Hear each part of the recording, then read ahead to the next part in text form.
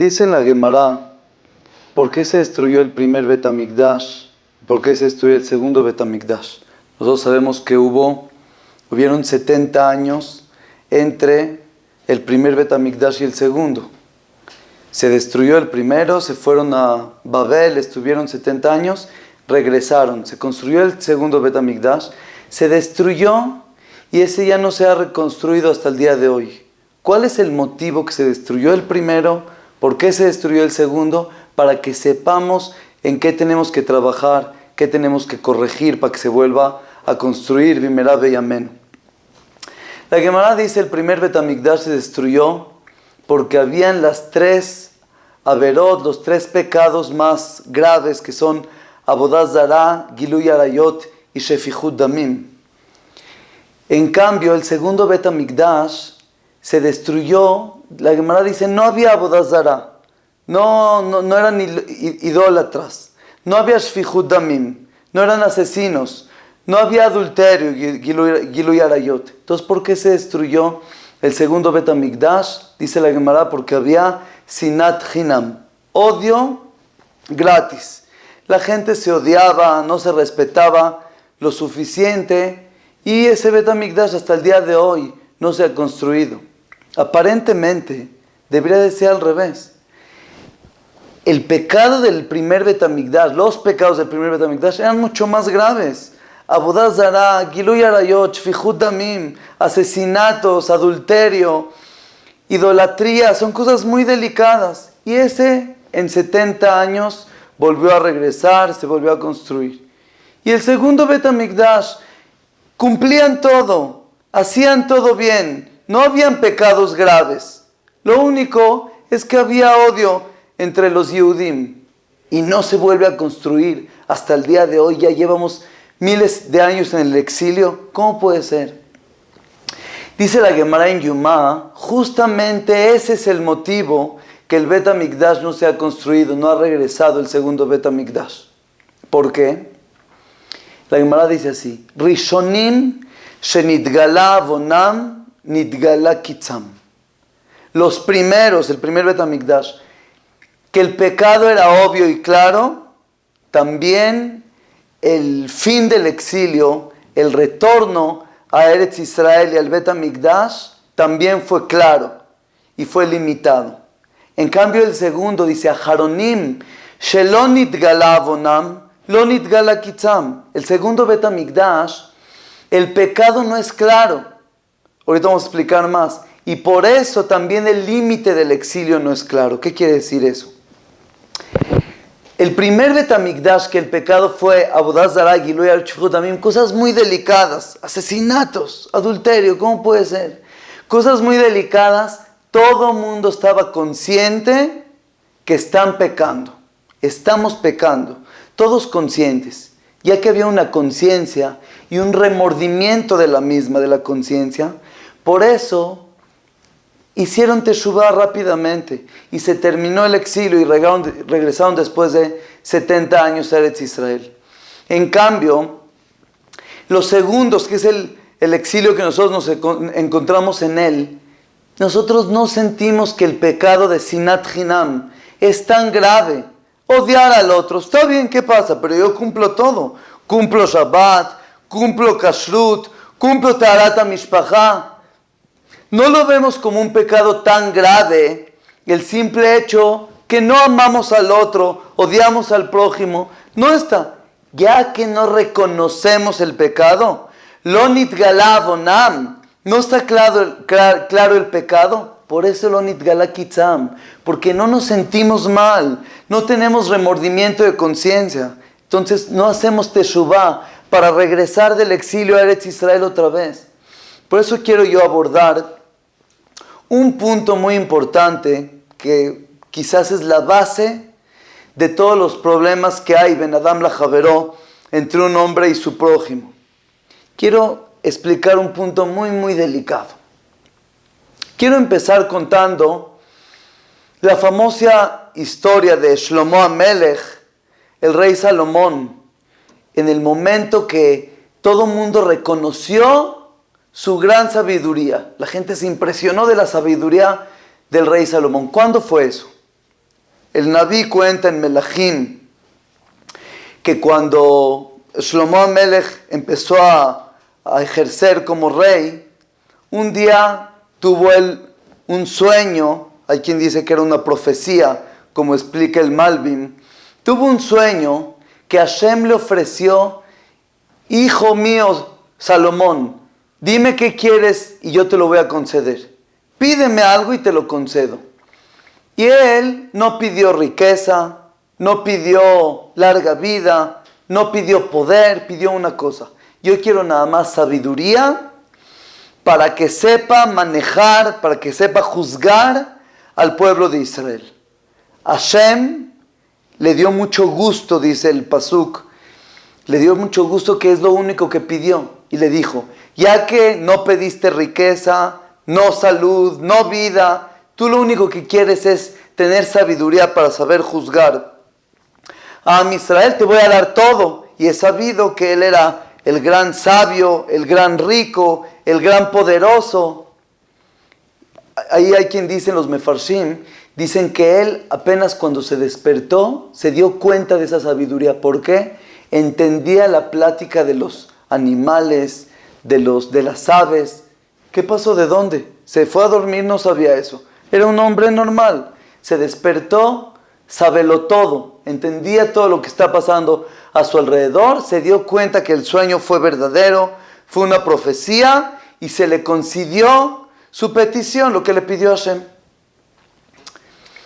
Inmediatamente cuenta ahí el Naví, el profeta, ahí en Sefer Melahim, lo que sucedió. Llegaron una vez dos mujeres delante de él y estaban discutiendo entre ellas. ¿Cuál era la discusión que tenían? Una decía, bueno, las dos contaron que se durmieron cada quien con su bebé al lado de ella. Cada una con su bebé en su cama. Una de las dos aplastó al bebé a medianoche y el bebé falleció. Cuando se dio cuenta a medianoche, esta mujer tomó al bebé y lo cambió por el bebé de su compañera que estaba al lado de ella en la otra cama. Se despierta la otra y ve que hay un bebé muerto y dice que ese no es de ella. Entonces fueron las dos con Shlomo Amelech y le dicen, cada una dice: el vivo es mío, el muerto es de ella. El vivo es mío, el muerto es de ella. Están discutiendo. Llega Shlomo Amelech, pensó: ¿cómo puedo hacer para mostrar, para definir y para asegurar cuál bebé es de qué mujer? Y dijo: yo tengo una idea. Traigan una espada. Vamos a cortar a los dos y a cada una le vamos a dar la mitad del vivo y la mitad del muerto. Obviamente, la mamá, la madre verdadera del bebé vivo, dijo: no, por favor no lo corten. Si quieren, dejen a mi bebé en manos de la otra. Yo no quiero que lo corten. La otra dijo: sí, está bien, córtenlo. Corten el bebé. Shlomo Amelech dijo: la madre que dijo, aquella que dijo, no corten al bebé vivo, es la madre verdadera. Porque la madre seguro que no va a permitir que maten, que corten a su hijo. Y ahí dice el pasú que todo mundo temió del rey Salomón y todo mundo dijo: qué inteligencia que tiene este hombre. Y hay una pregunta muy obvia. Aparentemente no se ve que fue tanta sabiduría. Es lógico que la madre verdadera del bebé no va a aceptar que maten a su hijo y prefiere que quede en vida en manos de la otra y que no lo corten. Es lógico. ¿A dónde se muestra, a dónde se nota la sabiduría del rey Salomón en ese momento? Dijo algo aparentemente que cualquiera.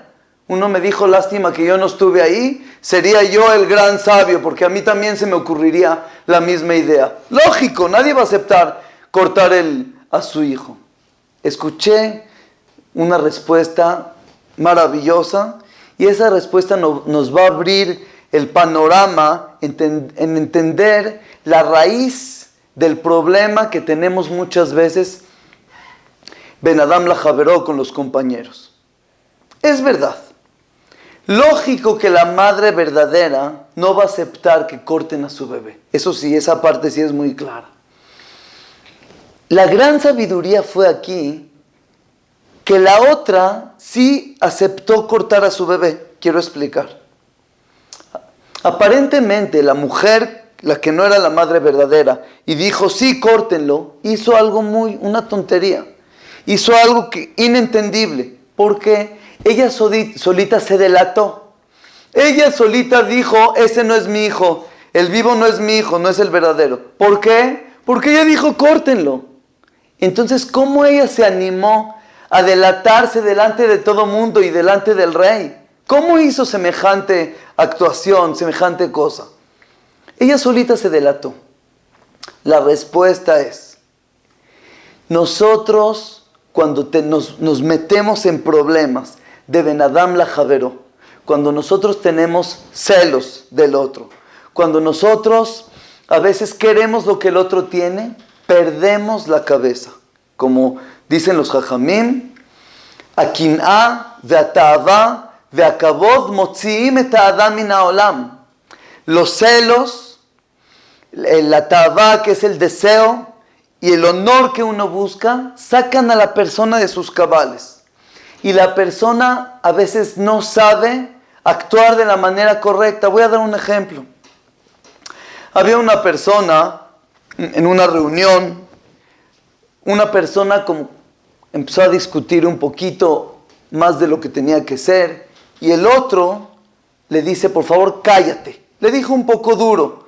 A lo mejor sí tenía razón, pero como que lo cayó, lo aplacó un poquito más fuerte de lo esperado. El primero, el que empezó a discutir, se para de la mesa, pega y dice, no es posible, que no hay respeto, se para y se va. Es un ejemplo solo, hipotético. ¿Qué pensó esa persona que se paró y que se salió? Él pensó, ¿a dónde está el respeto? Que me respeten, me corresponde y tiene razón. Y la verdad cualquiera podría llegar a actuar así. Pero si nos ponemos a pensar, él buscó honor. ¿Qué se llevó? ¿Qué obtuvo en ese momento? Obtuvo nada más visionot. En ese momento obtuvo nada más desprecio. ¿Por qué? ¿Qué dicen todos los de la junta que están alrededor de la mesa? Por favor, qué exagerado. ¿Qué le dijeron? No le dijeron nada. Ahora todos ellos cuando lo vean van a decir, ahí está el, perdón por la expresión, el payaso, que nada más no le hablaron como él quería que le hablen y se para y hace un show y se sale y se va. Ahora vamos a regresar a la mente de esta persona. A él lo callaron, él no era la manera que se esperaba y a lo mejor tiene razón. ¿Él qué busca? Busca respeto. Entonces, ¿por qué te conduces de la manera opuesta? Si quieres respeto, ¿por qué haces algo que te van a despreciar? Sabes que te van a despreciar. ¿Y cuál es la prueba? Que si hubieran sido los papeles al revés, que él cayó y el otro se paró, ¿qué diría él mismo? ¡Qué exagerado! Por favor, te paras y haces show. Ya, tranquilo, cálmate. Él mismo actuaría así. Y a lo mejor en otras ocasiones, de hecho ya actuó de esa manera. Entonces, ¿por qué tú solito lo haces? Si buscas respeto, buscas honor, te paras y te vas. La respuesta es, cuando una persona tiene una prueba de honor, de celos, de deseo, perdemos a veces la cabeza. Perdemos la cabeza y no sabemos actuar de la manera correcta. Yo creo es lo que escuché. Esa es la explicación de Shlomo Amelech. Y esa fue la gran inteligencia que mostró en ese momento. Shlomo Amelech se arriesgó que aquella mamá falsa, la que no es la verdadera mamá del hijo vivo, ella podría pensar un poquito más y decir, no lo corten. Porque si ella dice córtenlo, se está delatando. Y ella está diciendo, no es mi hijo, en otras palabras, porque estoy aceptando que lo corten. Shlomo Amelech se arriesgó que pase eso. Y si pasaba eso, saldría que, oye rey, tú eres el nuevo rey y no sabes juzgar. Dices, vamos a cortar y no te salió, no diste la solución. Él estuvo dispuesto, tomó ese reto y tomó esa responsabilidad. Y él se dio cuenta claramente que aquella mujer que venía tan prendida y se notaba tantos celos que tiene en la otra, que su hijo está vivo y el hijo de esta mujer está muerto, Shlomo HaMelech lo notó y dijo, seguro que ella va a actuar sin pensar y ella se va a delatar solita. Y por eso él dijo, vamos a cortar. Esa es la gran inteligencia, ese es el gran intelecto de Shlomo HaMelech que recibió en aquella noche. Pero lo que aprendemos de todo esto es, tenemos en los momentos que no estamos en prueba. ¿Qué me refiero a prueba? Cuando una persona ya tiene la prueba, el nisayón de los celos, del honor, del deseo, de otras cosas, ya nos es difícil actuar, pensar de la manera correcta y actuar de la manera correcta. Y a veces actuamos, como dicen, al aventón y sin pensar cómo verdaderamente quisiera actuar. Lo que tenemos que hacer es en los momentos tranquilos pensar. ¿De qué manera actúo? ¿Cómo cuando una persona me agrede? ¿Cómo yo me conduzco en ese momento? ¿Qué hago en el momento que alguien no se comporta conmigo como yo quiero? Cuando la persona piensa eso, medita, automáticamente el sinat hinam, el odio va a bajar mucho, porque la persona va a pensar, es más, ya sin pensar en el daño que le voy a hacer a él. ¿Qué daño me hago a mí? Hay que empezar por ese lado. Cuando la persona daña al otro, se está dañando a él. Cuando uno grita en el Bet HaKnesset que no está de acuerdo cómo están conduciendo los encargados, los Gabbaim, o con el Jajam no está de acuerdo, ¿por qué dice así? No creas que tú piensas que estás pidiendo y la gente te va a respetar. No estás consiguiendo respeto. Estás consiguiendo nada más visionot, desprecio. Entonces vamos a empezar por esa parte. Toda nuestra conducta va a cambiar. Cuando cambie la conducta es el primer paso que vamos a mejorar. Cuando cambiemos la conducta, el primer paso. Nada más fíjate por ti, no dañes al otro. El daño al otro es un daño a ti. Cuando entendamos eso, podemos pasar a otro paso más. Ahora ya no me fijo en mí. Regreso a fijarme verdaderamente en el otro. Como dice el Ramban, en la epístola, en Igeret Ramban, dice, Titnaeg tamid, ledaber kol dvareja benachat. Acostúmbrate a hablar todas tus palabras tranquilo. Lechol adam ubechol et, a toda persona y en todo momento. Y eso te va a salvar del enojo. Si te salvas del enojo, vas a ser humilde. Y es una escalera que una atrae a la otra hasta que la persona llega a ser una persona digna, que sabe respetar a los demás. Nosotros estamos hablando del primer escalón. Primer escalón, trata de calmarte. Trata de saber actuar. Aprende a actuar en situaciones difíciles con los demás. Ya te hiciste tranquilo. Nahat, dice el Ramban. Hablar tranquilo. Ya tienes el primero. Ahora fíjate verdaderamente. Ahorita nos fijamos en nosotros. No voy a agredir porque ese es un desprecio a mí. Primer paso. Ya aprendí a ser tranquilo. Ahora verdaderamente se me va a quitar el enojo. Verdaderamente me va a llegar la anavá, la humildad. Y la humildad es la base de todas las midot tovot, Bezrat Hashem, que por medio de que nos empecemos a conducir con midot tovot, buenos modales, respetar a los demás, no sinat hinam, no odio en balde, que veamos pronto la llegada del Mashiach Tzidkenu, Bimra B'Yamenu, amén.